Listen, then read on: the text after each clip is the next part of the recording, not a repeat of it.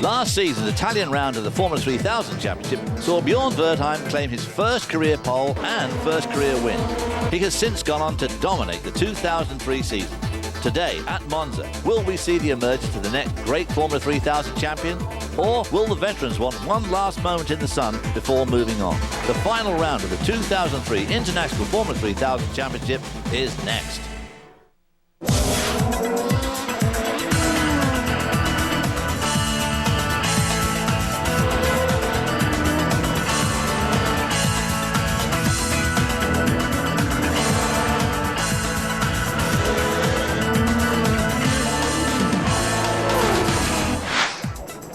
Hello and welcome to Speed Channel's live coverage of the International Formula 3000 Championship. This is the pre-race show for the final round of F3000 this year, coming to you from Monza, Italy. I'm Rick DeBrule alongside David Hobbs and Steve Matchett. It's been 3 weeks since we last saw the F3000 circus in action, and what a race that one was. So we're going to take a quick look back at the race from Hungary. Introduced into an F3000 race. Right, they were changing tires during the race. Townsend Bell on pit lane looking to take advantage of his pit stop experience. Lined up a career best fourth. First time pole sitter, Antonio Luizzi led them away at the start, and his teammate Patrick Friesacker would get by Giorgio Pantano for second. Look at this. But Pantano was having a handful of the Arden team as Bell and Wertheim teamed up on him. Bell got third. Here it is, the first ever F3000 pit stop as the 2003 champion Bjorn Wertheim makes his stop on lap 9, but he came out on cold tires and had a hard time staying on. Giorgio Pantano running fifth. Watch the right rear tire change and nearly lose a couple of fingers during that stop. Lap 22, after the pit stops had cycled through, Wertheim found himself in the lead but was under heavy pressure from Friesacker. Friesacker, who pitted 9 laps later than Wertheim, used his fresher tires to take over first. 3 laps ago, Liuzzi would have won the race to walk had it not been for the pit stops. Found himself in third, tried to get second, spins and drops back to fifth as Bell moves into fourth. Final lap, Liuzzi scrambling to get back on the podium again, tangled in Pantano. Bell would climb one more spot, going through on the inside there, and found himself in third. Ahead of all this, Patrick Friesacker scores his maiden F3000 victory by more than 23 seconds over Wertheim.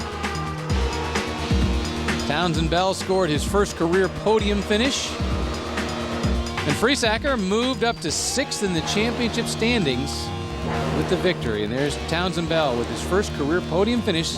Moved him to 9th in the points as he scored points in the last 3 races. Take a look at the total results. Friesacker with that first win, Bjorn Wertheim in second, and Townsend Bell in third. Pantano fourth, starting from the front row. Jaroslav Janis moved up to fifth. Gio Maria had a good result into sixth. Enrico Toccacello's fading towards the end of the season, having had a win down there in 7th spot.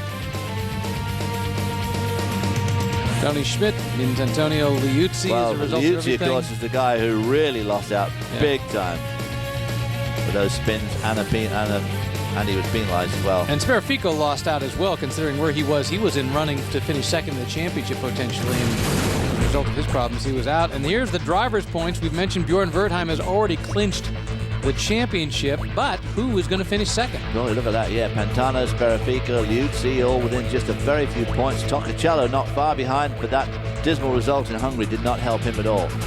Townsend Bell with 17 points now has 9th by virtue of that 3rd place finish. Zolt Baumgartner had 6 points, but he has since moved on. In fact, has not competed in the last 2 Formula 3000 races. Jeffrey Van Hooydonk missed a few races, but he's back this weekend. Derek Hill, of course, out about halfway through the season. And here's the team points. Let's have a look at the team points after 9 of 10 rounds. Well, it's already clinched. The championship is over. Arden International secure their second F3000 championship on 85 points. But further down in second, of course, Red Bull Junior on 62 and Durango Formula on 55. And Colonia, the Formula F1 concern there a little bit further down. But poor old Brand Motorsports still on 0 because they're no longer taking part in the championship. And unless they storm pit lane today, they're still going to stay on 0. All right, let's talk about the pit stops. They did exactly what the FIA wanted them to do, made the race more exciting. But what do the drivers think about the mandatory pit stops? Well, we sent Peter Windsor to find out. Bjorn Wertheim clinched the championship at Hockenheim, which left 2 races for the organisers of the European Formula 3000 Championship, perhaps to look at the series to see how they could improve things. They introduced pit stops for Hungary. I spoke to a few of the drivers to see what they thought of that innovation. What is your feeling about pit stops, and how did it go for you? I think it was a nice decision to put it in the championship. I think also it was not the right one to put it before the end of the championship. Maybe from the next year it could have been better. But anyway, I think it gave to the race a lot of suspense, and in general I think it's a good thing for 3000 because it helps the show. Before there were some boring race, and now everything can change until the end.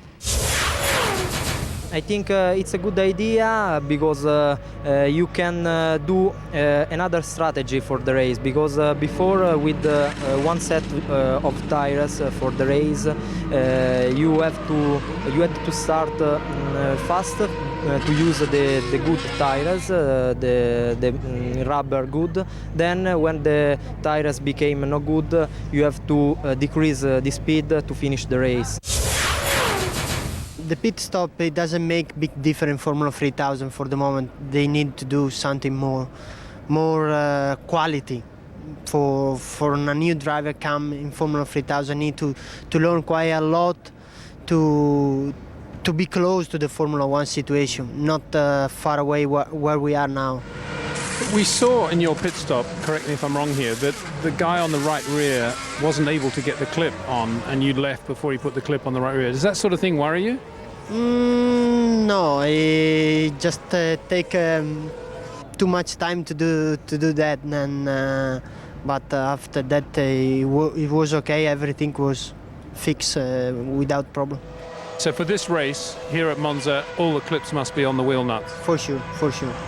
I think a broad brush consensus of opinion there that pit stops are a good thing for European Formula 3000. At this race, race 2 with the pit stops, the FIA are very strictly going to regulate the application of those pins back into the wheel nuts in the pit stops.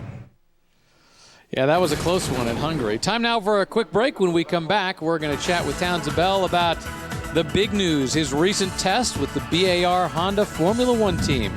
Great pictures of that coming up in just a moment.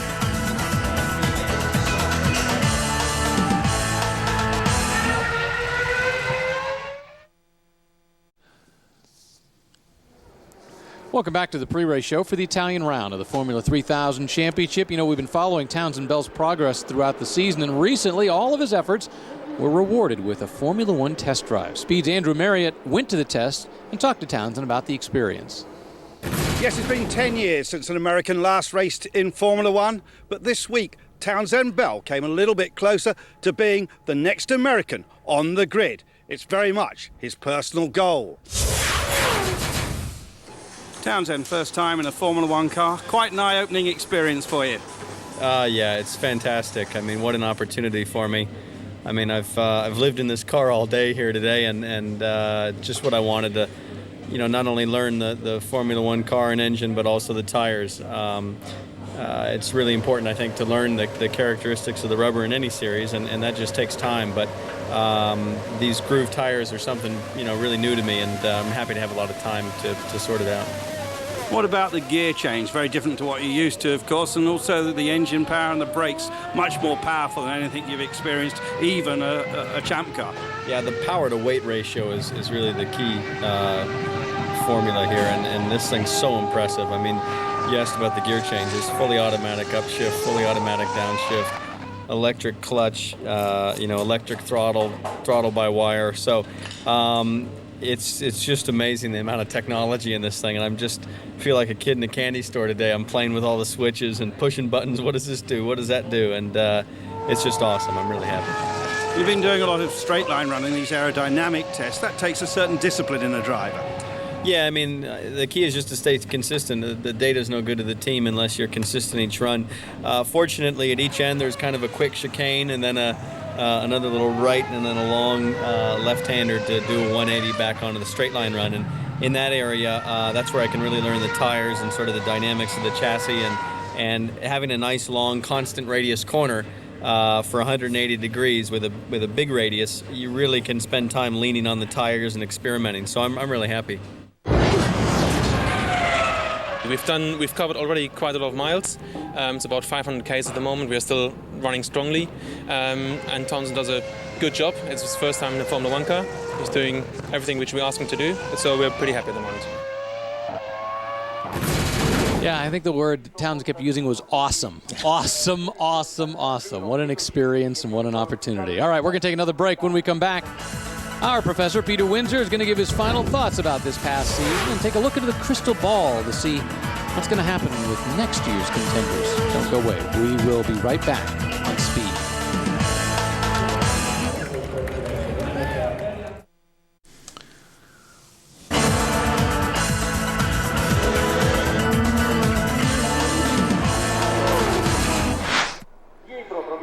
Back to Speed Channel's live coverage of the Formula 3000 race from Monza. Cars getting out on the grid right now. Well, in the F3000 season for 2003, just about over. In fact, in about an hour it will be over. So let's hear from Peter Windsor one last time to get his thoughts on this season. 2003 was obviously a year of change for the European Formula 3000 Championship. Dwindling grids, increasing financial pressures meant that the organisers had to look to some drastic measures, even before the season was over, the introduction of pit stops, in order to bring things to life. For the Americans, ironically, it had never been better. We saw 4 in this championship at various times. Phil Giebler looked very good on a limited budget. Townsend Bell, the best performer amongst the Americans for sure. He was very quick.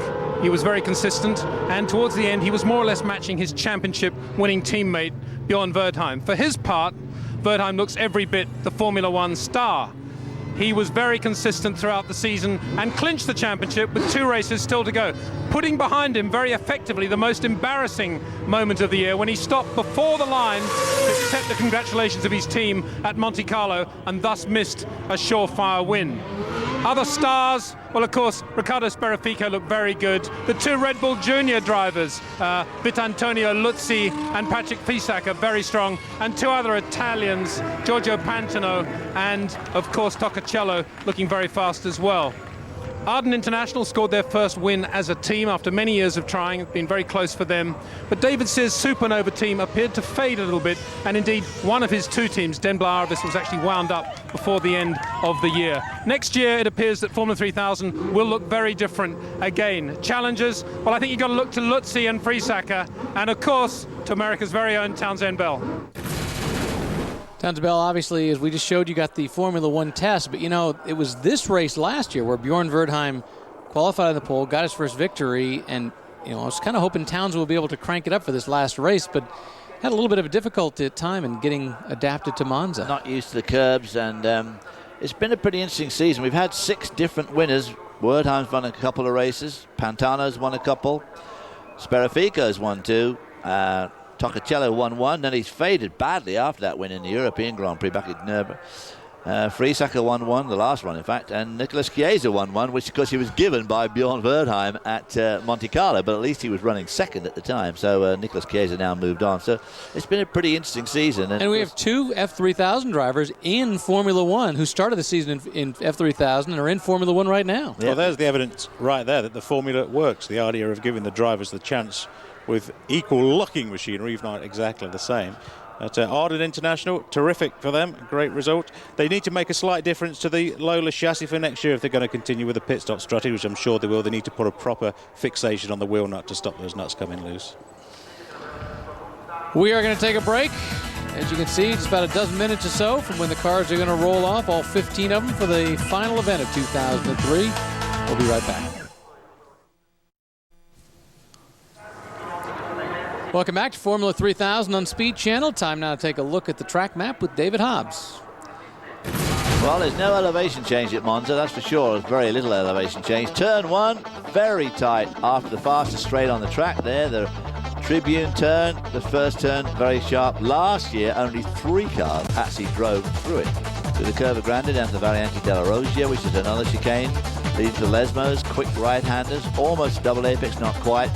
Then a long curving straight up to the Variante Ascari, another chicane which you've got to make a good exit from. Just a long way down to Parabolica, which is a long right-hander here. Puts a lot of stress on the tyres, puts a lot of stress on the drivers. You've got to really work your tyres here, otherwise you're going to find those left side tyres going off really badly. There's no doubt about it. Lap speed, about 132 miles an hour for these guys, so it's a very quick track for the Formula 3000 cars. And because of the pit stops, they have the ability now to work the tires a little harder than they would have before, where last year they had to conserve the tires the entire way. Now Very much so, yeah. They're going to get to change them midway through.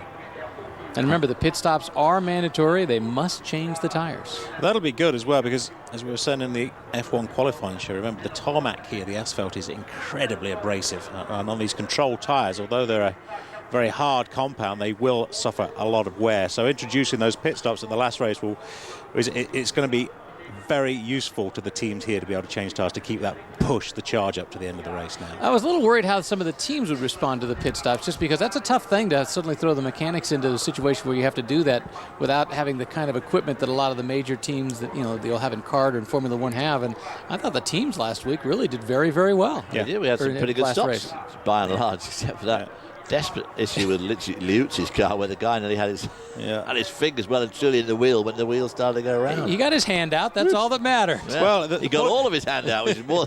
The interesting thing is when Liuzzi said he was taking too long, it took too long. Well, it takes as long as it takes, then the car's released. You don't just decide, well, it's taking too long, I'm off. Exactly. Typical driver. Well, I'm going to go Typical driver, exactly. Rushing the whole Well thing. said, Rick. Typical mechanic, taking a long time, I'm afraid. But, And on that note, now that I got him worked into a fine frenzy, we're going to take a brief break. We'll come back in a moment with the Formula 3000 event from Monza.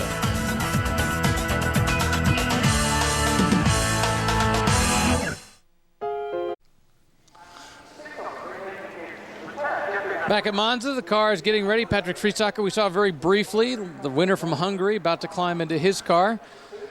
I'm Rick DeBroe alongside David Hobbs and Steve Matchett as we wait for the start of this year's Italian round of the championship. Let's take a look back at last year's race. And at the start of the race, Bjorn Wertheim led from his first career pole position. At the first chicane, though, it was a bit of chaos. Rob Nguyen in the white Astromega spun by his teammate Mario Haberfield, and everyone fans that after. In fact, only Wertheim, Pintano, and Toccacello made it through, and Maurizio made it through the chicane first.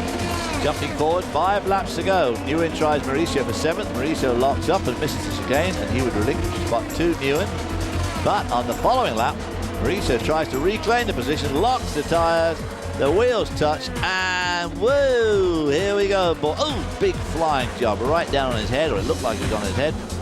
Absolutely wild ride. Let's take another look. Just clips that wheel, up it goes, air gets underneath the car, and Nguyen wondering what the heck's going on. Ricardo was okay, but just as soon as he thought it was all over, hey presto, the car bursts into flames. You're having a bad day. You really have a bad day. At the office, absolutely. Somebody didn't want him out there. So, of course, that brought out the safety car as the field gathered behind Sebastian Bourdais. Now you see him walking, and he had to pull off the road with electrical problems. The crowd at that point figures his championship bid is over. Now the field restarted with 1 to go. Giorgio Pantano misjudges the chicane on cold tires, which allows Pizzonia to take 2nd. Later that lap, Pantano swings wide. Hang on right here. Later that, Pintano swings wide and through the dirt, and that gives 3rd to Thomas Enga. Wertheim stood out the front, and at the line, it was career win number 1 for Bjorn Wertheim as he comes to the parabolic for the last time. Pantano getting a run there, and Enga nearly takes out the flagman. Look at this, boom! Flagman jumping. That was close.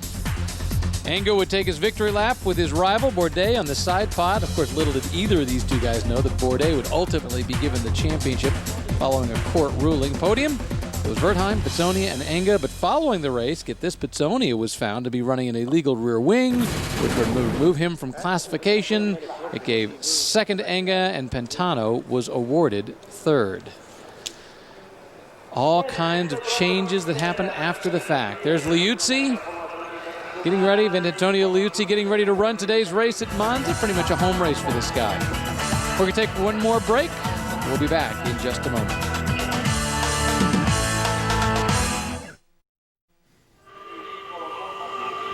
Welcome back to Monza. Car is just a moment away from rolling off. Jaroslav Yanis right there.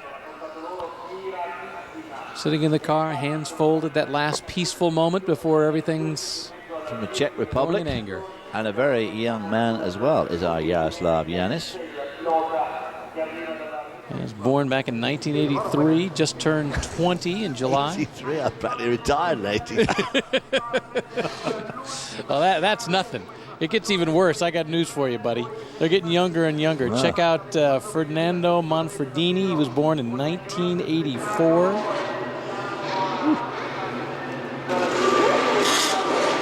Clear the grid.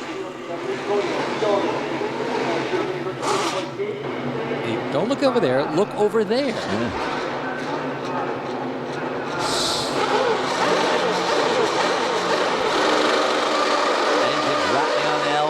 Rev limiters there, laying down a bit of rubber to give themselves some grip when they come up to take the start at the end of this warm-up lap. Yeah, it looks like everybody's gotten away cleanly. And that's good news. With only 15 cars, we want to make sure they're all racing. Let's see how they're going to line up for today's race here in Monza. Front row, just like it was last year. Bjorn Wertheim on the pole, the champion already. Beside him, Giorgio Pantano, just one victory away from the all-time record, tying it for F3000 victories. On row 2, Riccardo Sperafico in the first Coloni car, just 4 points out of second place in the championship. And next to him, Patrick Friesaker, winner in Hungary just 3 weeks ago. And he won that race from the second row. Row number 3, Enrico Toccacello, who's on his home track. He's actually raced here twice in F3000, and he's crashed both times, so he's hoping for a slightly different result today. Beside him, Jeffrey Van Hooydonk. We have not seen him for a while. In fact, he hasn't been racing in F3000 since Magny Corps, but he is back with cash. In the 7th spot, American Townsend Bell in the second Arden car, and as we saw, he's already had a go in a Formula 1 car, the VAR Honda, and next to him, Italian Rafael Giamira, equaling his best grid position so far since the very first race of the year, also in Italy, back in April. Row number 5, we got a newcomer, Christian Montanari. Yes, he speaks Italian, but the big news, check out the flag behind him. That is the San Marino flag. First time someone from San Marino has ever raced in a Formula 3000 international event. Beside him, Tony Schmidt. Row 6 is Yaroslav Yanis in the lone ISR Cheroux, out of the top 10 for only the third time this year. And alongside him, with his worst qualifying of the year by far, Vitantonio Liuzzi from pole at the last race. And he had a potential shot at coming second in the championship, but that's going to be difficult from back there on the grid. Row number 7, Alessandro Piccolo, back after fracturing his vertebrae at Monaco. And beside him, just 18 years old, David, Fernando Manfredini. Wow, that is awfully young. And on the back row, Sam Hancock from England. He's done some Le Mans racing. He's done some modelling. He's raced in the last 3 Formula 3000 races, but it's not a driver I'm terribly familiar with. So we'll see how he gets on today. And he's in the second of the Jordan Junior cars. Boy, drastically different grid from the way it started off the season, isn't it? You know, it was much bigger back then, and now we've had drivers change as time's gone along. But the important thing is they are still here racing. 77 degrees out there right now, 115 track temperature, very nice conditions. In fact, it's been nice all weekend. We expect it to be nice all the way through the Formula 1 race tomorrow. Sunny conditions, just a very slight breeze. What more could you ask for? Bjorn Wertheim with his 5th pole position of the year, really sort of cementing his status as the top man in the championship this year. His first pole coming just a year ago at this same race. There you see the cars all staying to the clean side of the track on the left, before taking up their positions on the right, the dirty side.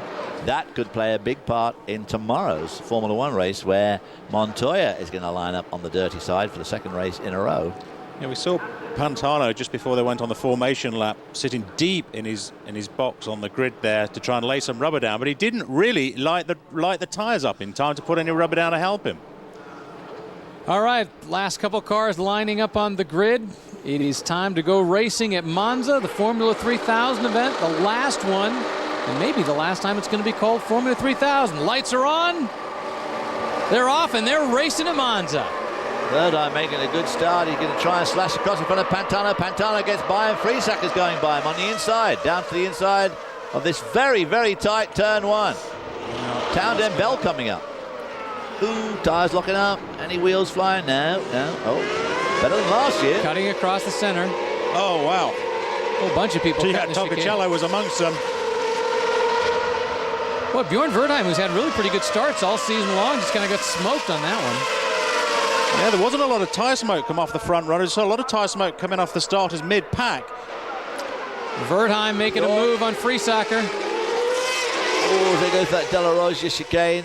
And it looks like Verdheim gets Friesacher right there, but they're going wide into the grass. Is that Gia Maria? Rafael. Gia Maria in the second of the Durango cars. Yeah. Oh, he's been shuffled back to the back of the pack. There's Liuzzi stuck behind him. Liuzzi, who went with his teammate last race in Hungary. They were leading easily until the first pit stop. Liuzzi mired back there in 16th spot. That's Giorgio Pantano leading, then Bjorn Verdheim, Patrick Friesacher right behind him. Then it's Van Hooijdonk in the yellow car. Ricardo Sperafico in that red car, sandwiched between the two yellow ones. And then Townsend Bell.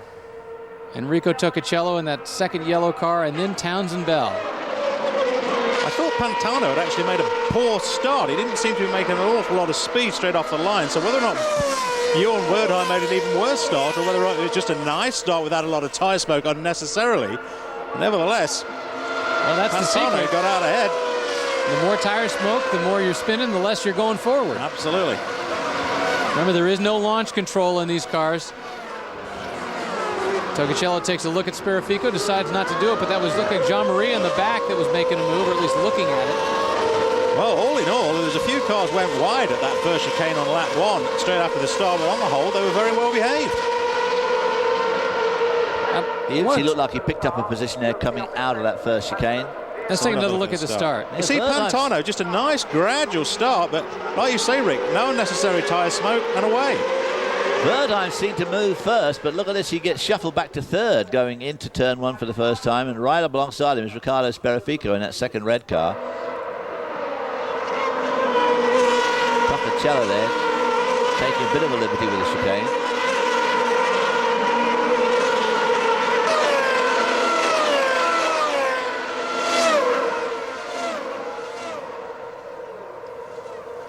Pantano leads, but he's gradually being wound in by Bjorn Verdheim. Right behind Bjorn Verdheim is the winner of the last race, Patrick Friesacher. 26 laps for this F3000 round at Monza. When are we going to expect these guys with tyre wear to start coming in? I would imagine between laps 10 to 15. Really, it all depends, as we said, how abrasive the tarmac is and what Avon have done with their control tyres, how hard that compound is on tyre wear. This is a 26-lap race for these guys. Verdheim, who was back a ways, is just slowly but surely edging up on Pantano. This is where it gets interesting. Sperafico, there's Gia Maria. Tony Schmidt was the guy who moved out to the side to see if he could get a look around Rafael Jean-Maria. Right behind Tony Schmidt is Tonio Liuzzi, who started in 16th. He's now up to 10th.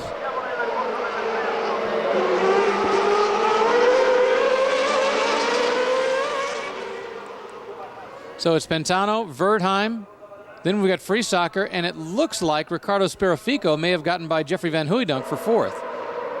Yes, yeah, there's the red car. Sperafico. So is he going to be able to wind in? Patrick Friesacher. Verdheim definitely now making ground on Pantano, and of course he's going to be getting in his slipstream very, very shortly. Townsend Bell now has both those yellow cars ahead of him. Bell back in 7th, with Toccacello directly ahead of him and Van Hooijdonk just ahead of him. Oh, wow, you're absolutely right, David. He's making big inroads now. Big draft now down to Parabolica. Good opportunity to overtake at the end there, Sperafico. Watch Pantano left and right. Can he? Yeah. Very cleanly done. Boy. Not even close. But these cars, which are all on control tyres, control engines, control chassis, that is an extraordinary surge of speed by Bjorn Verdheim to be able to pass him that easily. Well, I was trying to look at the rear wing to see whether or not Pantano was carrying considerably more wing on the back. Whoa. Oh, someone's off. Somebody off here. At least we think somebody's on. Either they're off or they're off and they're on again, leaving a big cloud. There we go. Let's have a look who's going into the gravel trap. It's Townsend Bell. No. Well, that looked a bit of an injudicious move by Townsend Bell to me. I mean, he was on the outside and he knows. Gia Maria was trying to overtake him and Gia Maria was right on the inside and Townsend tried to close the door and it just didn't work. I think we need to get another look at that. So make sure we understand it. Bjorn Verdheim Now Pantano's trying to edge up on him. Well, I think they're doing the same thing. One's drafting the other down the straight. But look at the rear wings, and that's where I was trying to look to see if there was any... Boy, that's a difficult way for on Townsend Bell to finish this Formula 3000 season after having just gotten that Formula 1 test with BAR, going from such a great high to not being able to finish the final event. I don't really know where Verdheim got that extra burst of speed from, because the downforce looks exactly the same to me. I mean, all right, we're only looking at the TV picture. He may have a couple of degrees more cranked on one car than the other. Well, he must have come off this corner here they're going through now, the Ascari curves. He must have come off there just much faster and managed to maintain that. Whistled up behind him and just rushed by him. It was a pretty extraordinary move. Well, you know, that's the one thing, while Verdheim has had such a great year, one thing we haven't really seen him do an awful lot of is race. This is what he needs to show, is not just that he can win. And there's Jean-Maria, who is out probably by virtue of the fact that he and Townsend Bell came together, and obviously he's showing the scars as well. We're going to take a brief break from Formula 3000 as we see one more time how Townsend Bell, the American, out this very last race. We'll be back.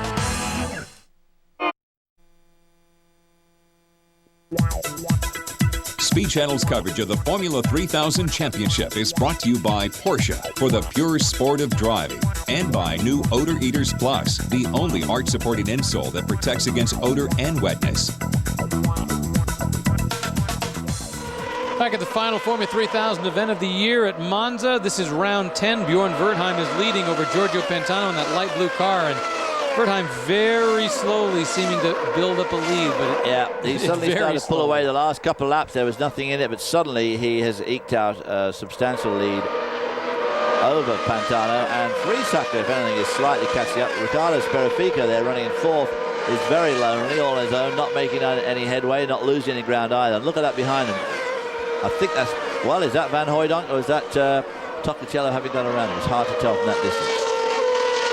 Remember, Giorgio Pantano, who's in second right now, has 6 Formula 3000 victories. The record is 7, tied by a number of drivers, and this would give him the chance to move up to having 7 victories if he could just figure out a way to get by Bjorn Verdheim. Well, and in the first half of the season, I would say it wasn't going to happen. By virtue of the fact that we now have pit stops, anything is possible. Well, of course, that pit stop scenario is going to change the shape of this race, no doubt. The Arden team seems to be the most successful and the most professional team out there, if anything. David Sears' team, the Astromega group, which is the Jordan Jr., seems to have kind of gone off the boil just a bit lately. It's Montoya and Heidfeld who are tied with 7 victories apiece in Formula 3000 in their career. Eric Comas, Giorgio Pantano, Tomas Engar are all tied with 6. And the youngest winner in Formula 3000 was, of course, Fernando Alonso, when he was only 18 years old.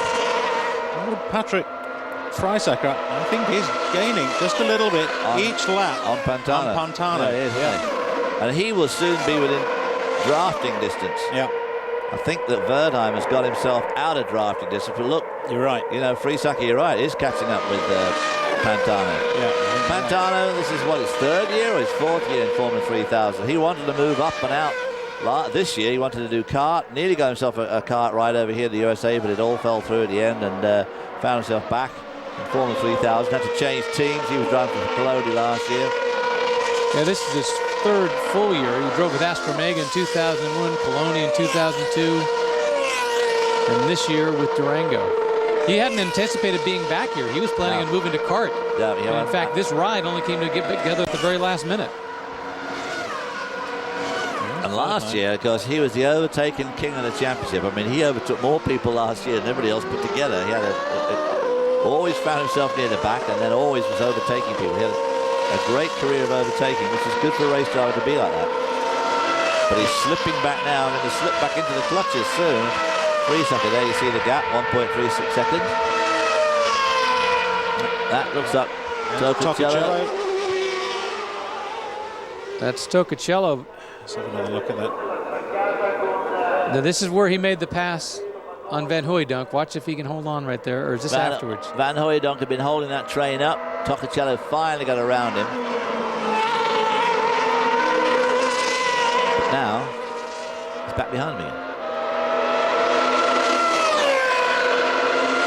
Wertheim set the fastest lap.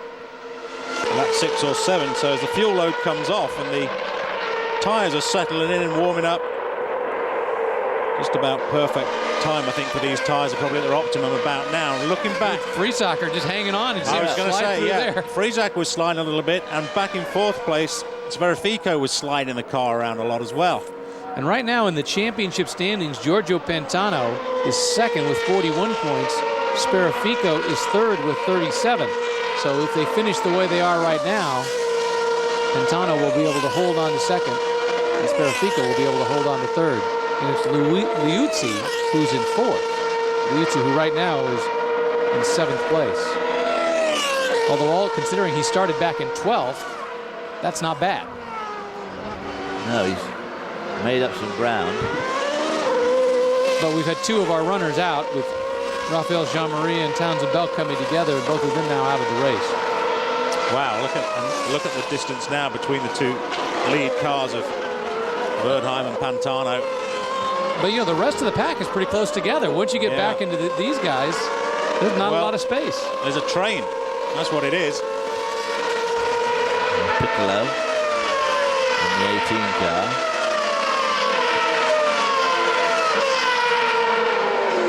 Look at this, Liuzzi now really homing in on Jeffrey Van Hooydonk.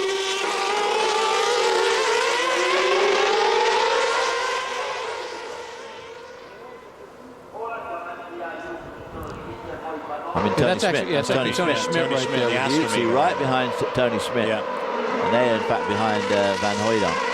Liuzzi really making up some ground. Well and truly in the draft now of Tony Schmidt. And behind him in the other yellow car is Enrico Toccacello, who's being pressured by Jaroslav Yanis. Yeah, Toccacello's at the front of that little train. It's the same old problem, you know. You get up behind the slower car, but you've still got to be able to make that move and get past. And Monza is no different from 90% of the other circuits around the world in that respect. Got a good draft going here, though. Liuzzi's got a very good draft. Yeah, and it comes down to Parabolica. I don't think he's close enough. And of course, he can't draft him right through the Parabolica because it's such a big hole. He's going to lose all his air.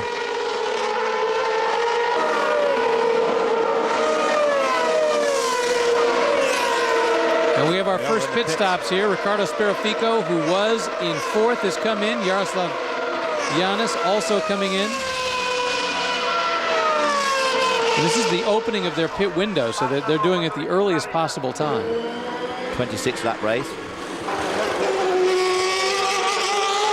Weren't able to see if they were able to make any wing adjustments on Sferifico's car.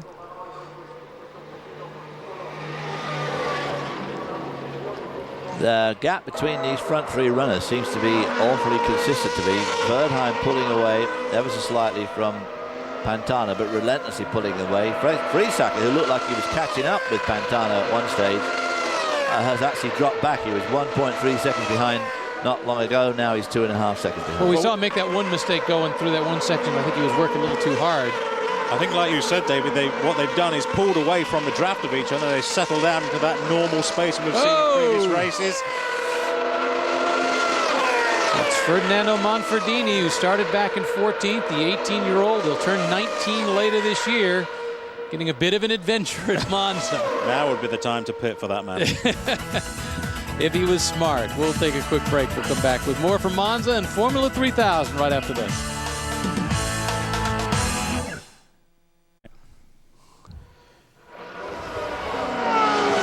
Back to racing action at Monza, the Formula 3000 event. They've had 10 rounds this season. This is round number 10, the final one. Bjorn Wertheim, the driver you see right there, has already clinched the championship.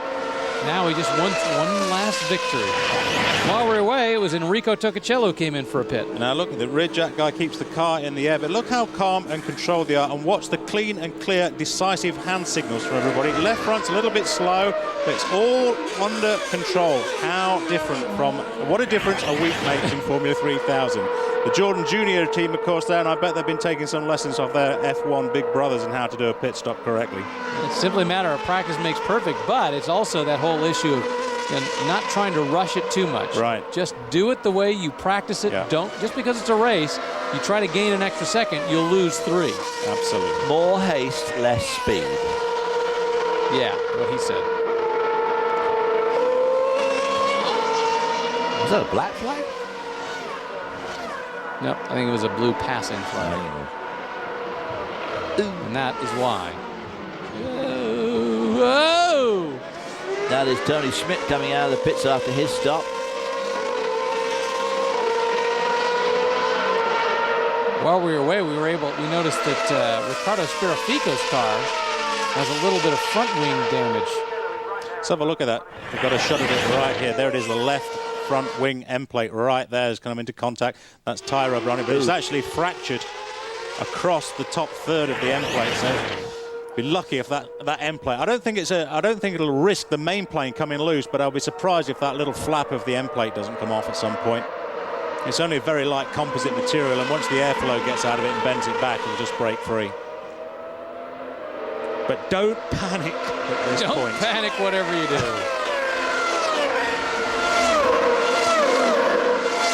Okay, that's Liuzzi, who's gotten by Tony Schmidt, who's now under pressure by Yanis. Of course, Tony Schmidt stopped, and Liuzzi got around him. We don't think Liuzzi stopped yet.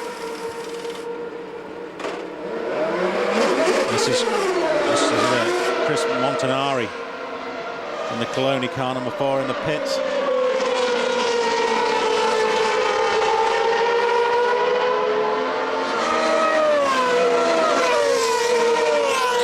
Yanis hanging right on to Tony Schmidt there.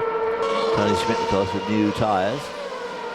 Yanis trying to get himself in a good drafting position as they go down to turn 1. It's going to be foiled by somebody coming out of the pits.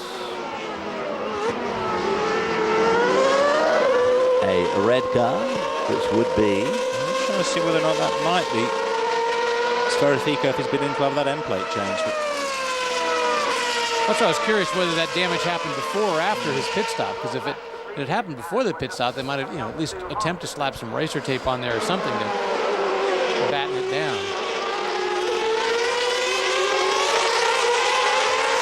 These furious battles in Formula 3000 are so frustrating for the drivers because you just don't have any advantage anywhere over the other guys. Just all, the engines are the same, the chassis is the same. A few adjustments you can do, but look at this lot here, all battling like mad. Yaroslav Yanis, that's that white car, white and blue car behind the yellow one right there. And I believe that's Enrico Toccacello who is moving out behind him.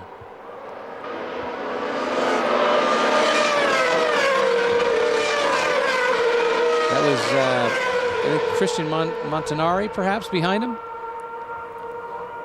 Everybody's lining up trying to figure out how to draft. Oh, look at that. Yeah. Liuzzi looks, thinks, no, can't make that work.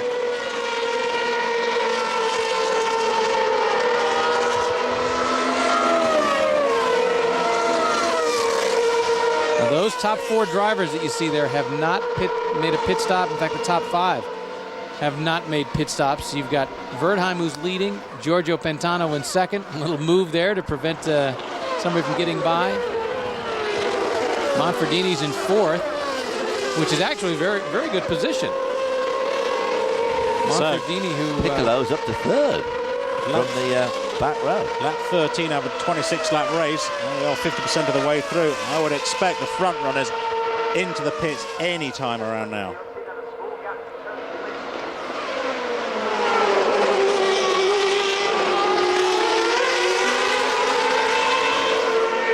Very close, very intense racing from these guys. You can see occasionally someone will pull out just to have a little look. And you can see the airflow affect the front wing, and that understeer comes onto the car, and they, whoa, get back in quick. Oh, that is Giorgio Pantano. Oh. Giorgio Pantano, who was in second on the racetrack and second in the championship, has just rolled to a stop. Both of the Durango cars out of the race. And Giorgio Pantano only got 5.4 points over Ricardo Sperafico, who at the moment is lying 5th, which is not enough. Let's have a look. There didn't seem to be any damage on the car. Oh. Just something broke. Drive shaft, you think, or transmission? Perhaps transmission failure. I mean, there's no sign of fluid coming out or no suspension damage that could be seen. No broken push rod. Yeah. I mean, it might be something as simple as where they're driving over the curb and it's just pulled one of the electrical connections out of the onboard computer or something that controls the engine. It could be something as simple as that. Yeah, very, very likely. So Giorgio Pantano will stay tied for second on the all-time Formula 3000 list. He said he's got 6 victories. If he'd won today, he would have moved into a tie for the lead with both Montoya and Nick Heidfeld. But it is not to happen, and it's very unlikely that we'll see him back here next year. He did not want to be back here this year. Bjorn Wertheim continues to lead at Monza. We're going to take a break. We'll come back with more from Italy in the last round of the Formula 3000 Championship for this season.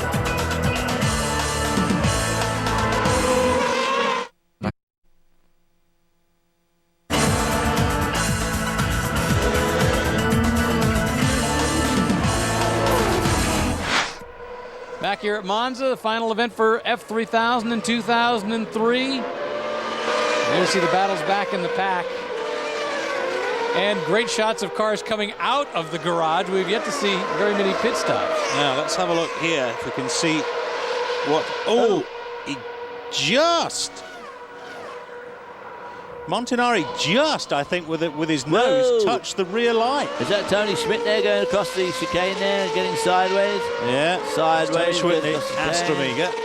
The RSR Shiruka of Yanis right behind him now. Well, the last race where pit stops were such a huge factor, it's been almost a non-factor in this race. Meanwhile, Bjorn Wertheim off. There's Wertheim who's leading the race. And is that Friesacker behind him? Let's look at the gap between. If that's Friesacker and Sperafico. But Sperafico's, if that is Sperafico, he's already made a pit stop.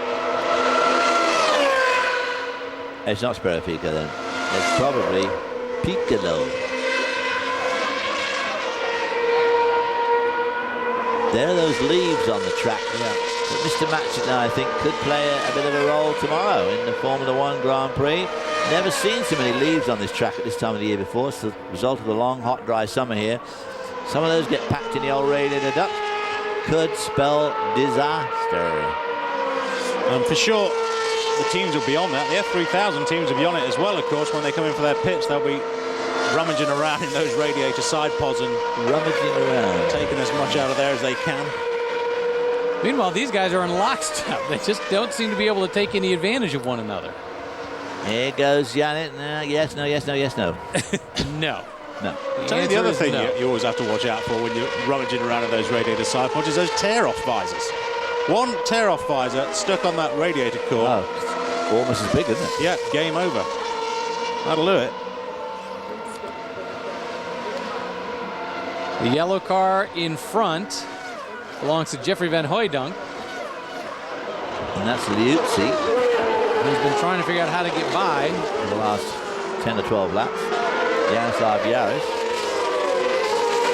But don't forget to join us tomorrow morning at 7:30 Eastern Time for live coverage of the Italian Grand Prix. As always, we start things off with the Acura pre-race show, which will feature Peter Windsor. This week, Peter's going to be talking to the front-running drivers and teams to see why this tire war has become so hostile.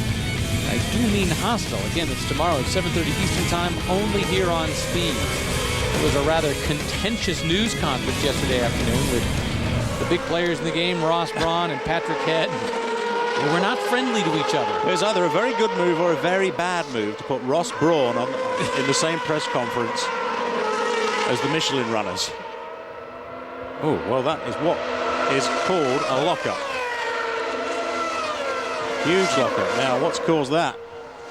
Something must have broken on the car, David, I think, for just to pull off like that. It looks a bit... it was a bit askew, wasn't it? It looks a bit down on one side, doesn't it? Piccolo, who just celebrated his 22nd birthday about a week ago, celebrates by getting back in the car and racing. You know, we haven't seen him since Monte Carlo when he had that fractured vertebrae.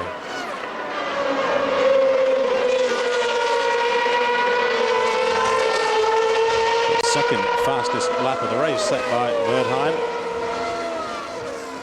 And that is Alessandro Piccolo.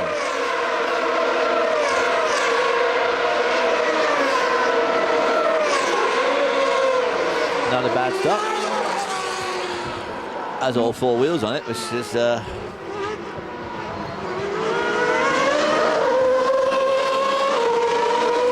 Meanwhile, back in the pack, these guys just continue. Yes. Boy, he's getting closer and closer. This lap may be the one.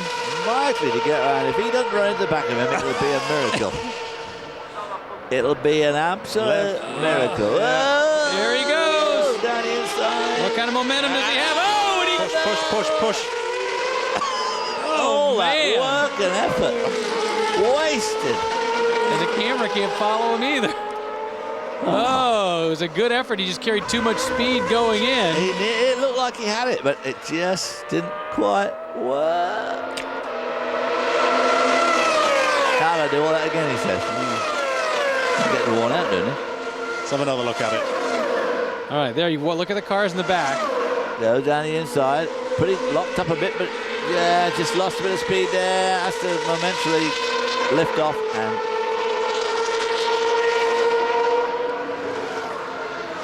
Tony Schmidt just went on by. Liuzzi, meanwhile, is trying to do the same thing. Oh, he takes a little look to the inside of Jeffrey Van Hooydonk. meanwhile, as these guys all bash each other's brains out, Enrico Toccocello is there at the back of the picture, catching him up ever so slightly, but time is running out for Enrico. Pictures courtesy of Italian television this week, and they just don't. They're good at following all four of these guys at one time. It's when they start doing things individually they begin to lose the battle. Toccocello, fifth in the championship, had a win in Europe, had a second in Spain, but since then he's sort of gone downhill a bit. Yanis now has to kind of regroup, get himself back up into position again. It took him a few laps to get there, and now he's got to do the same thing again. We're going to take a brief break. We'll come back with more from Monza right after this.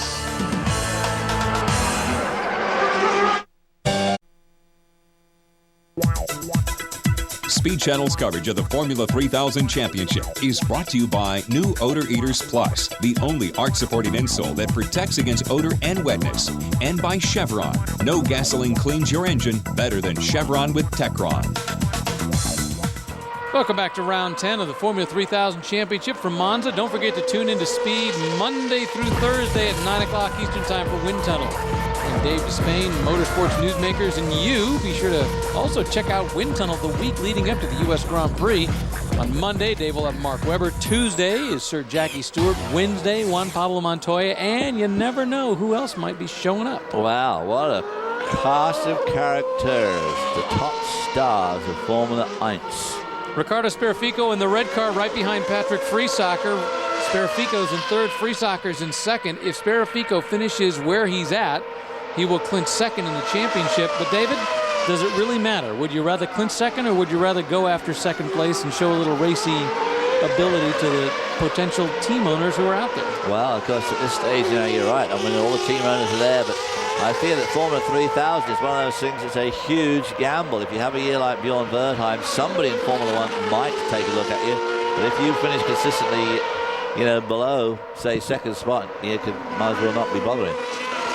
And it's a lot of money to do it with not much, certainly no financial reward. No. But there's always a great prize out there, you know. Is anybody watching me and seeing what a great drive I'm putting on? But so it's a big gamble. That was one of the concerns with Bjorn Wertheim's championship this year. You know, he qualified very well and simply stayed ahead of everybody. But ultimately, he didn't do very much racing throughout the year. No, he didn't. Didn't have to. But however, when he has, he's done pretty well, except at the Nürburgring for the European round, where he came unglued when he and Sperfico had contact. And there was the critical lesson he learned at Monaco. It was a very critical lesson. So there's Wertheim going down to this tight chicane. Now keep your eye on Friesacher's car. He just locked up a little bit under braking on the last lap. And Sperfico made a little inroad. There is again just a little wobble under braking, but he managed to keep it together. There's some damage there to that left front wing end plate on Ricardo Ferrafico's car. So certainly they didn't replace that wing during the pit stop. I'm surprised they didn't, because I think we would have had enough time, but probably they didn't have another nose set up ready to go on. So it gets so used to thinking in F1 mode and thinking there would probably be 6 wings set up ready to go and 20 guys that can leap on the car and change it. Of course, that isn't the case in F3000. And you figure even in F3000, the front wing section is likely to cost something in the range like $15,000. It's not something you can, you know, and you have to realize what a tight budget these teams are running on. I mean, there's not a lot of spare money, and they're going to think long and hard before they're going to spend another $15,000 on the front wing unless they have to. Yeah. Of course, even if they put a new one on, they're going to repair the old one. They're not just going to toss it off.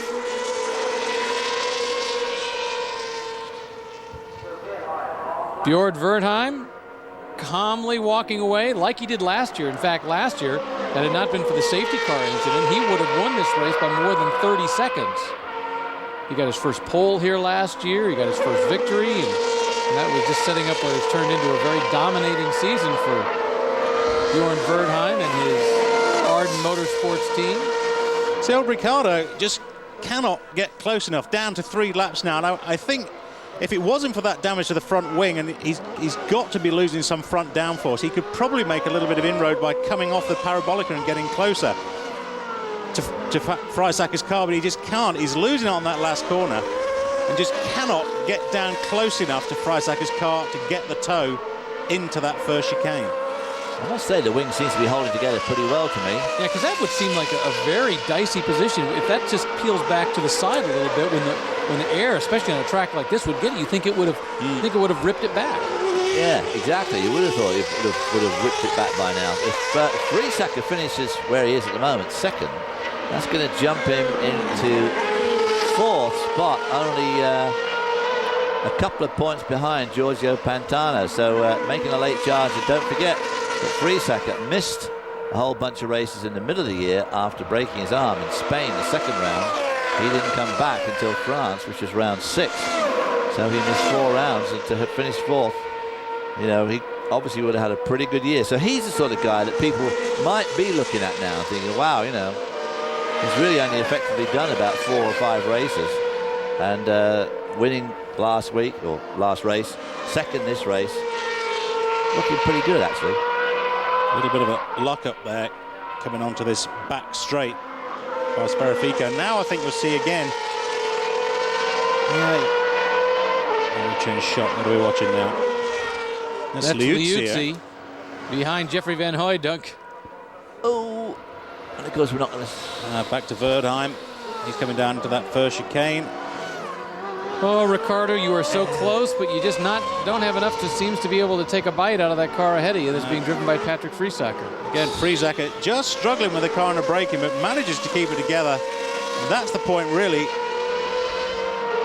where Ricardo needs to be right up close, right on the chuff of the thing, to be able to, even if not to make the move, to worry him, to unnerve him, but he just cannot get close enough. There's that damage to the front wing we're looking at right there. You can see that fracture. We've even highlighted it for you. Running back to the bolt which holds the, they must have heard the top of the main plane. Production booth there. Freisacke is 22 years old. He turns 23 next week on September 20th. 22 years old, David. Yeah. 1980. Who were you driving for that year? 1980, I was driving. I did a bit of stuff for BMW and a bit of stuff for John Fitzpatrick. Whoa! Oh. And that is a problem. That is Alessandro Piccolo in the BCN. Oh, and I think that's Monfordini, which is the... That's the 2 BCN cars. Excellent way to go out at the end of the year. Those are 2 guys who are going to be looked at now by all of their top team managers. Oh, dear. Oh, dear, oh, dear, oh, dear. What's the one rule in racing? Absolutely. Don't take out your teammates. Oh, there you go. Oh! You know, you could kind of see it coming a mile off from up here, can't you? Yeah. Well, unfortunately, Monfordini made the mistake of trying to shut the door when it was all too late. Yeah. He's let him get down the inside there. I mean, at some stage, you've got to give up. Unfortunately, not good. Nose to nose, toes to toes. Alessandro Piccolo's helmet design reminds me very much of Alessandro Nannini. blue design on the helmet. Maybe it's the Alessandro connection that does it. Manfredini, just 18 years old. Now he's not going to finish this very first race that he's running in Formula 3000. All right, last lap. Bjorn Verdheim, who is the season champion for 2003, clinched it several races ago. Now he's going to win his second Monza event. Remember, he won this last year for the first time, his first victory. And now he's likely to get it again. So he'll be the only man with 3 wins this year, having won the very first race at San Marino, then he won the at Silverstone. And he could have had 4. If he won at Monte Carlo, yeah. That's the only thing about poor Bjorn. He's always going to be remembered for that moment. He came second in Spain, Austria, Monaco, France, Germany, and Hungary. So, what can Ferris Vico do? I think nothing, frankly. If he's not done it by now, it ain't coming off. No. Too late in the race, not enough, just isn't going to work. Meanwhile, up front, Bjorn Verdheim clearly gets away from the flagman this year. And that just puts a final note on the championship, easily having won it. Got his 3rd victory of the season. Patrick Friesacher, nice 2nd place by virtue of Giorgio Pantano dropping out. Ricardo Sperafico's in 3rd.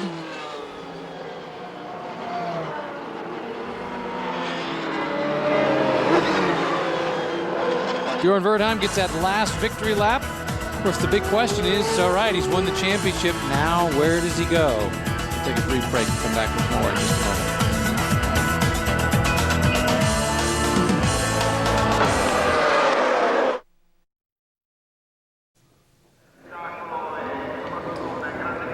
Back at Monza, 23-year-old Bjorn Verdheim claiming the championship and the very last victory of the season. One last opportunity to show what he can do, and did a good job, not just qualifying on the pole, but actually having to do a nice little pass to get it back. Well, and he also wins very handily with 78 points. Ricardo Sperafico just squeaked into 2nd with 43 points over poor old Giorgio Pantano, who has been running 2nd most of the year, but dropped out on this, the final round. 4 victories in his career, 12 podiums. 2 years in the series, and it's time to move on. He's already done a test for Jordan, but there doesn't seem to be a lot of openings for Bjorn Verdheim next year in Formula 1. So what do you do? Hope that a testing job comes up. We'll be back in a moment.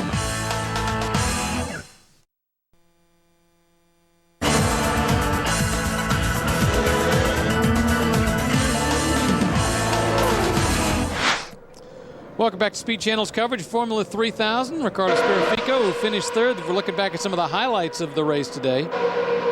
You were just talking about the future of Bjorn Verdheim and what's going to happen with him. It's also interesting to look at what's going to happen to the future of Formula 3000. Well, they're talking about changing it back to Formula 2 for one thing, but they already see the 2 teammates having a little dance going to turn 1. He's going to get a bill for that. Manfredini's head bobbing around there. That was a fairly injudicious move. There is Bjorn Verdheim taking the flag for the 3rd time this year, 4th in his career. The first time was, in fact, this race last year. Friesacher and Ricardo Sperafico coming in 2nd and 3rd. That does Friesacher's point standing a world of good, jumps him up 3 spots.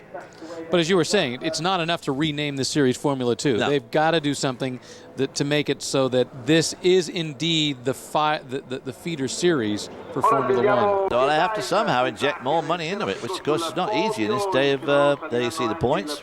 Sperafico jumps into 2nd, Pantano 3rd, and Liuzzi just hangs on to 4th in front of Friesacher, who only did, half the races. So Bjorn Verdheim standing atop.